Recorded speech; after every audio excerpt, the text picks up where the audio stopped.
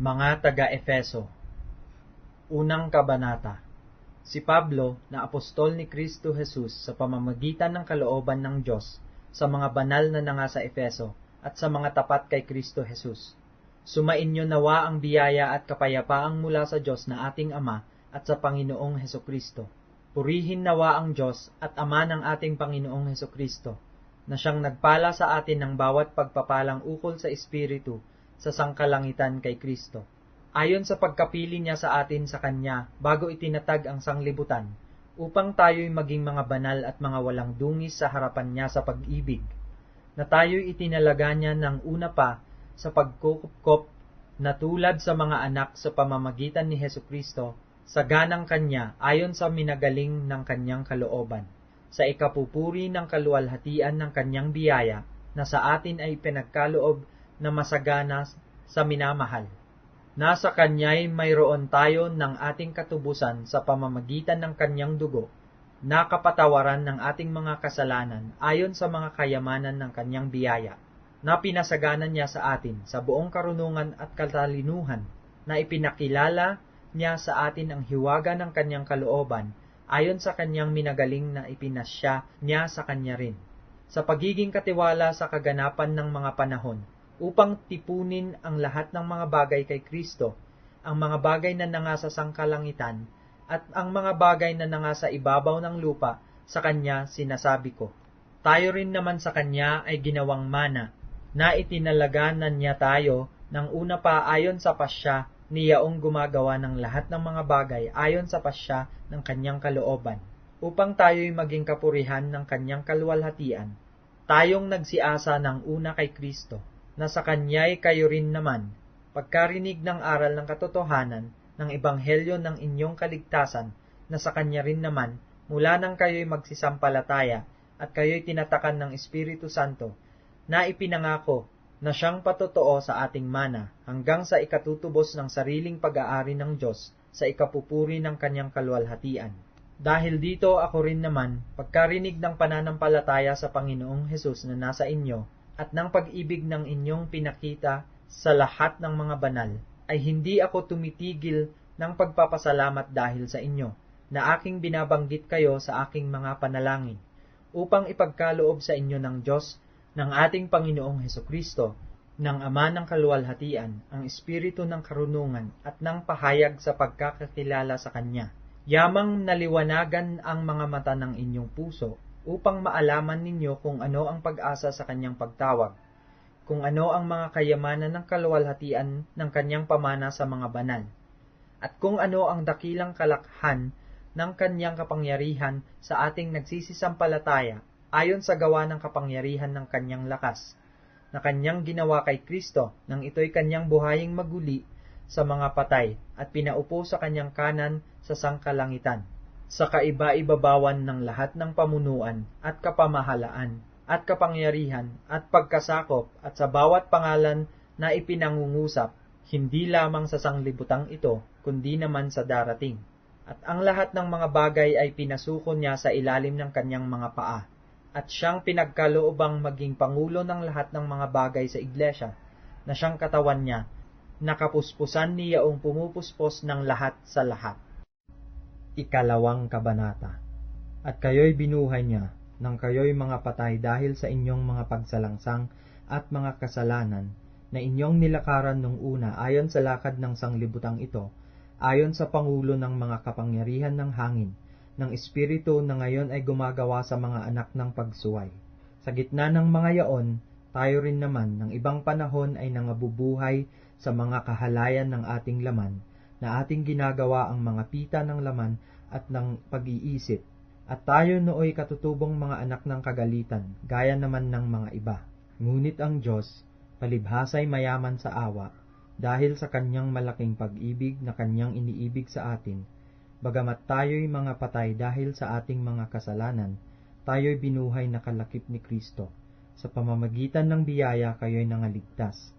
at tayo'y ibinangong kalakip niya, at pinaupong kasama niya sa sangkalangitan kay Kristo Jesus, upang sa mga panahong darating ay maihayag niya ang dakilang kayamanan ng Kanyang biyaya sa kagandahang loob sa atin kay Kristo Jesus. sapagkat sa biyaya kayo'y nangaligtas sa pamamagitan ng pananampalataya, at ito'y hindi sa inyong sarili, ito'y kaloob ng Diyos.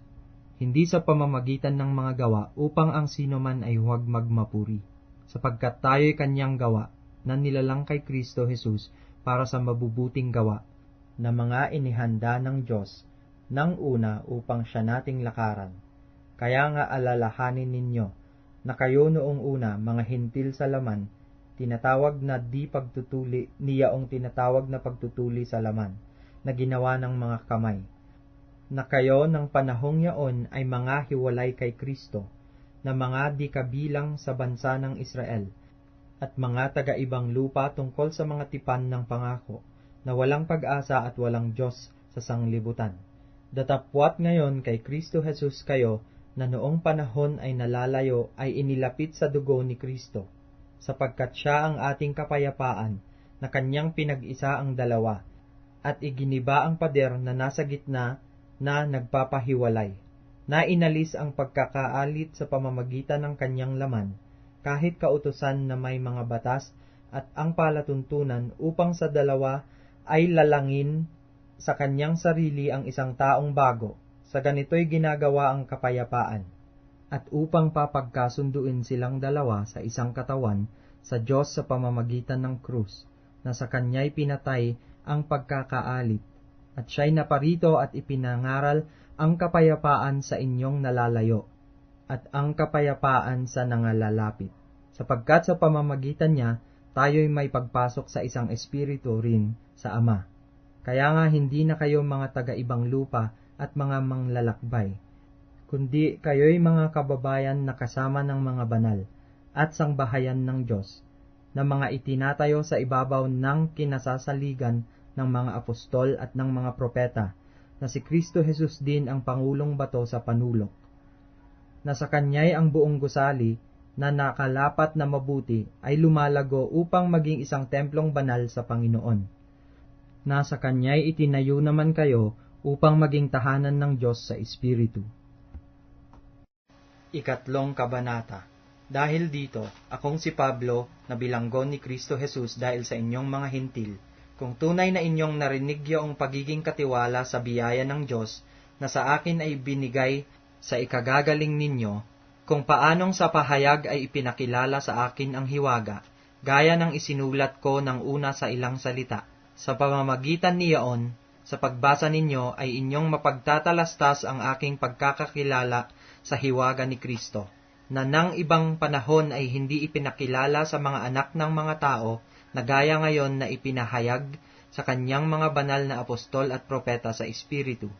na ang mga hentil ay mga tagapagmana at mga kasangkap ng katawan, at mga may bahagi sa pangako na kay Kristo Jesus sa pamamagitan ng Ebanghelyo, na dito'y ginawa akong ministro, ayon sa kaloob ng biyayang yaon ng Diyos, na sa akin ay ibinigay ayon sa paggawa ng kanyang kapangyarihan. Sa akin, na ako ang kabababaan sa lahat ng lalong mababa sa mga banal, ay ibinigay ang biyayang ito, upang ipangaral sa mga hintil ang mga di malirip na mga kayamanan ni Kristo, at maipakita sa lahat ng mga tao kung ano ang pagiging katiwala sa hiwaga na sa lahat ng panahon ay inilihim ng Diyos na lumalang ng lahat ng mga bagay,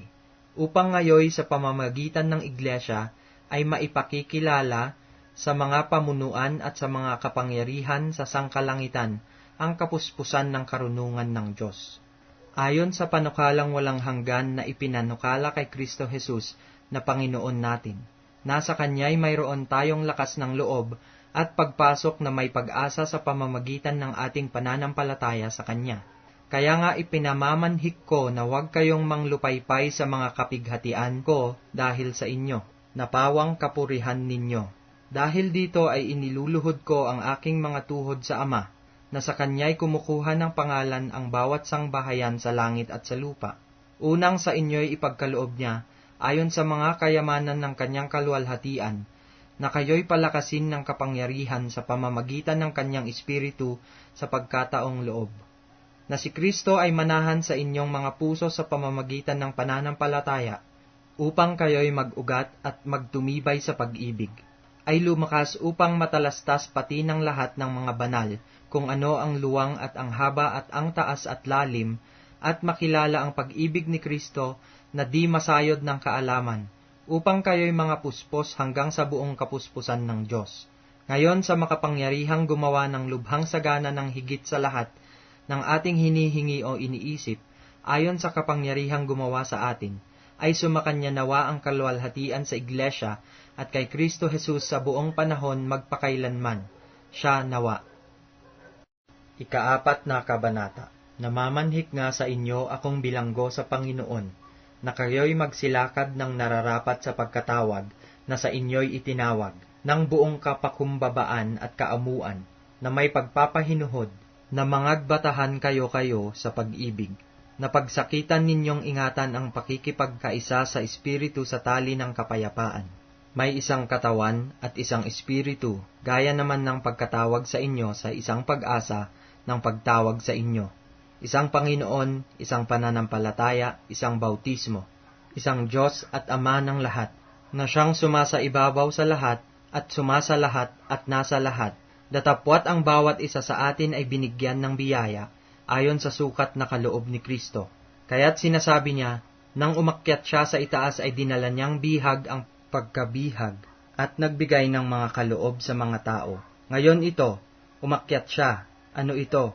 kundi siya'y bumaba rin naman sa mga dakong kalaliman ng lupa. Ang bumaba ay siya rin namang umakyat sa kaitaasan ng buong sangkalangitan, upang kanyang mapuspos ang lahat ng mga bagay. At pinagkalooban niya ang mga iba na maging mga apostol, at ang mga iba'y propeta, at ang mga iba'y ebanghelista, at ang mga iba'y pastor at mga guro,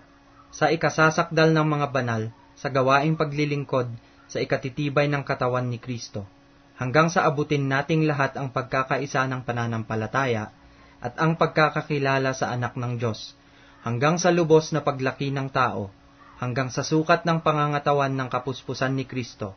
upang tayo'y huwag nang maging mga bata pa, na nagpapahapay dito't doon at dinadala sa magkabi-kabila ng lahat ng hangin ng aral, sa pamamagitan ng mga daya ng mga tao, sa katusuhan ayon sa mga lalang ng kamalian, kundi sa pagsasalita ng katotohanan na may pag-ibig, ay mangagsilaki sa lahat ng mga bagay sa Kanya, na siyang Pangulo sa makatuwid bagay si Kristo, na dahil sa Kanya'y ang buong katawan na nakalapat na mabuti, at nagkakalakip sa pamamagitan ng tulong ng bawat kasukasuan,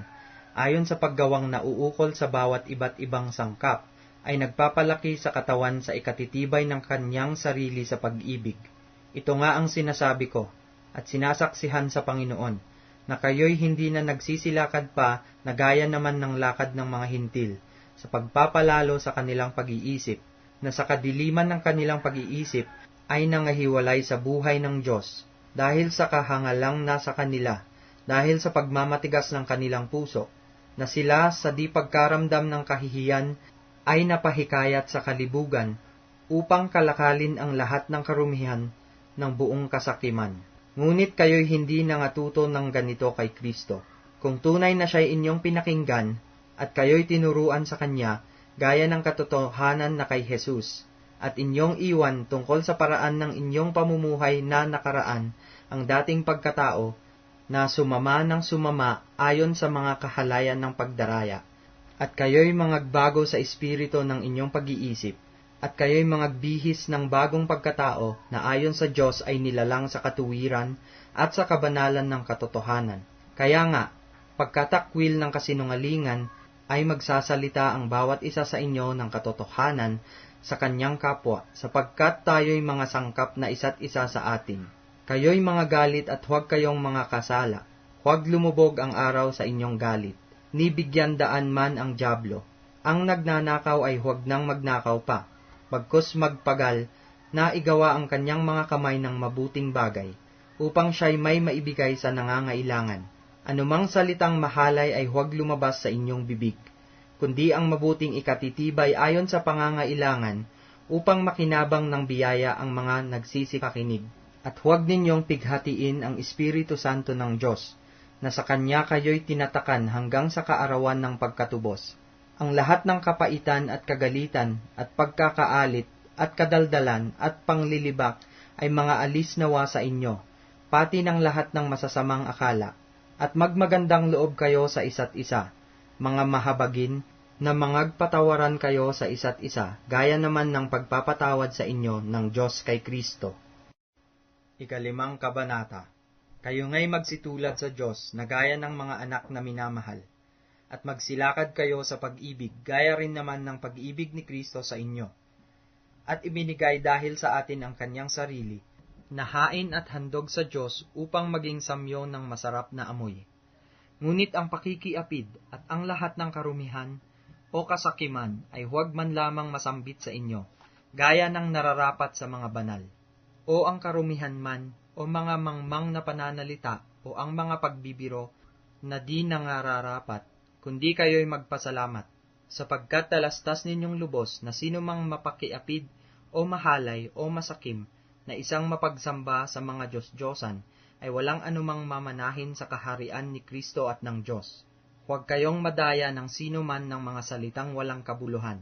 sapagkat dahil sa mga bagay na ito'y dumarating ang galit ng Diyos sa mga anak ng pagsuway. Huwag kayong makibahagi sa kanila, sapagkat noong panahon kayo'y kadiliman, datapwat ngayon kayo'y kaliwanagan sa Panginoon. Magsilakad kayong gaya ng mga anak ng kaliwanagan, sapagkat ang bunga ng kaliwanagan ay nabubuo ng kabutihan at katuwiran at katotohanan, na inyong pinatutunayan ang kinalulugdan ng Panginoon.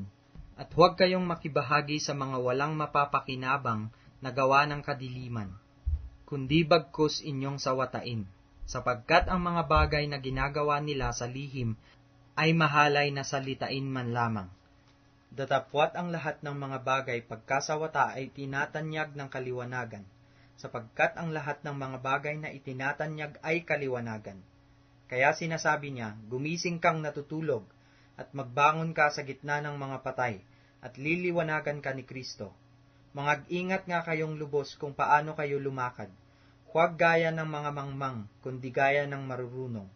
na inyong samantalahin ang panahon, sapagkat ang mga araw ay masasama. Kaya huwag kayong maging mga mangmang, kundi unawain ninyo kung ano ang kalooban ng Panginoon. At huwag kayong magsipaglasing ng alak, na kinaroroonan ng kaguluhan, kundi kayo'y mga puspos ng Espiritu, na kayo'y mangag-usapan ng mga salmo at mga himno at mga awit na ukol sa Espiritu, na nangag-aawitan at nangagpupuri sa inyong mga puso sa Panginoon,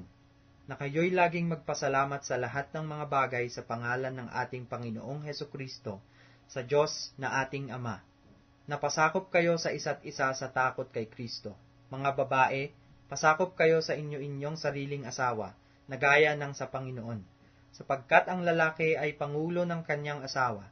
gaya naman ni Kristo na pangulo ng Iglesia, na siya rin ang tagapagligtas ng katawan. Datapwat kung paanong ang Iglesia ay nasasakop ni Kristo, ay gayon din naman ang mga babae ay pasakop sa kani-kanyang asawa sa lahat ng mga bagay. Mga lalaki, ibigin ninyo ang inyo-inyong asawa, gaya naman ni Kristo na umibig sa Iglesia at ibinigay ang kanyang sarili dahil sa kanya, upang kanyang pakabanalin ito, na nilinis sa pamamagitan ng paghuhugas ng tubig na may salita, upang ang Iglesia ay maiharap sa kanyang sarili na maluwalhati, na walang dungis o kulubot o anumang gayong bagay, kundi ito'y nararapat maging banal at walang kapintasan. Gayon din naman nararapat ibigin ng mga lalaki ang kani-kanyang sariling asawa, na gaya ng kanilang sariling mga katawan. Ang umiibig sa kanyang sariling asawa ay umiibig sa kanyang sarili, sapagkat walang sino man na napuot kailanman sa kanyang sariling katawan, kundi kinakandili at minamahal gaya naman ni Kristo sa Iglesia,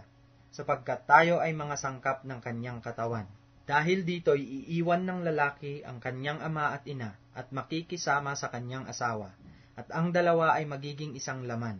Ang hiwagang ito ay dakila, datapwat sinasalita ko ang tungkol kay Kristo at tungkol sa Iglesia. Gayunman, ay umibig naman ang bawat isa sa inyo sa kani-kanyang sariling asawa, gaya ng sa kanyang sarili, at ang babae ay gumalang sa kanyang asawa.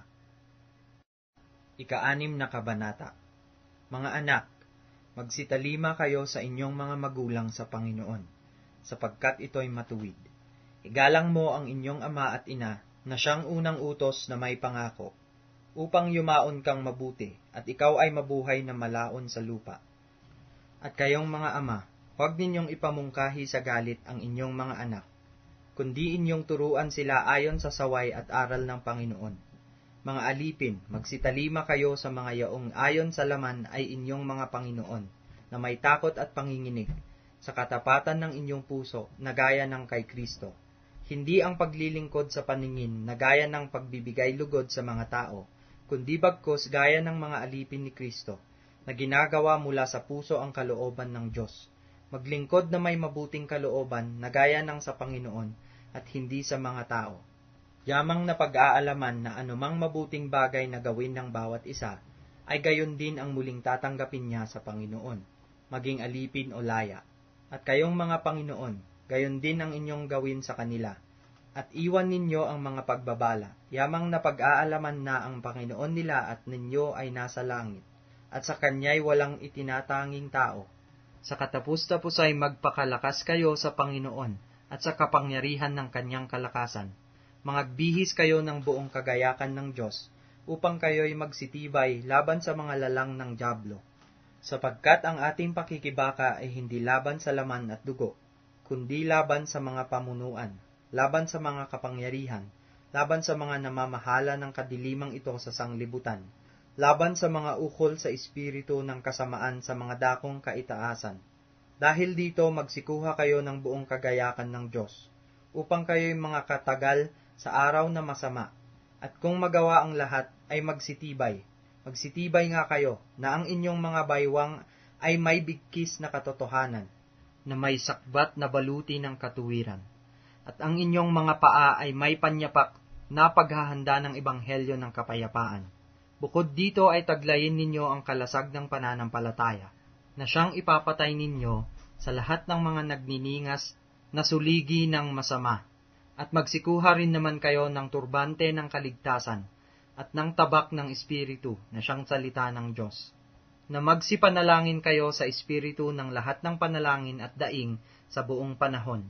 at mangagpuyat sa buong katyagaan at daing na patungkol sa lahat ng mga banal, at sa akin, upang ako'y pagkalooban ng pananalita sa pagbubuka ng aking bibig, upang ipakilalang may katapangan ang hiwaga ng Ebanghelyo, na dahil dito ako'y isang sugong natatanikalaan, upang sa ganito ako'y magsalita na may katapangan, gaya ng nararapat na aking salitain.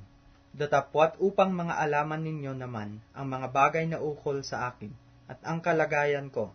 si Tikiko na aking minamahal na kapatid at tapat na ministro sa Panginoon, ay siyang magpapakilala sa inyo ng lahat ng mga bagay, na siyang aking sinugo sa inyo sa bagay na ito, upang makilala ninyo ang aming kalagayan, at upang kanyang aliwin ang inyong mga puso. Kapayapaan nawa sa mga kapatid, at pag-ibig na may pananampalataya mula sa Diyos Ama at sa Panginoong Hesukristo. Ang biyaya naway sumalahat ng mga nagsisiibig sa ating Panginoong Hesukristo, ng pag-ibig na walang pagkasira. Siya nawa.